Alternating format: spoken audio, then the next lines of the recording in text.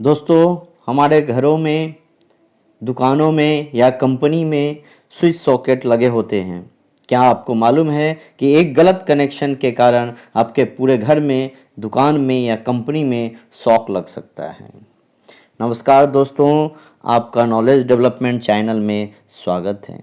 जिनके घर में इन्वर्टर का कनेक्शन है, उसमें न्यूट्रल की जगह फेज और फेज की जगह न्यूट्रल फ्लो हो सकता है। इसलिए आप जब भी किसी नॉन टेक्नीशियन से घर की वायरिंग करवाते हैं तो इस बात का ख्याल रखें कि फेज और न्यूट्रल का कनेक्शन कैसा किया हुआ है। आप उससे पूछ सकते हैं कि फेज का कनेक्शन किस में किया है, एल, या आप देख सकते हैं एल यानी लाइन में, या न्यूट्रल एन में।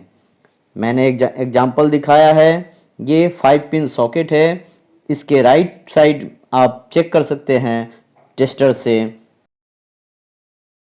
टेस्टर फेज दिखाएगा और लेफ्ट साइड न्यूट्रल दिखाएगा। यह सही कनेक्शन है। हो सकता है एक घर में सही हो कनेक्शन, दूसरे घर में उल्टा कनेक्शन हो, तो आप उसको सही करवा सकते हैं।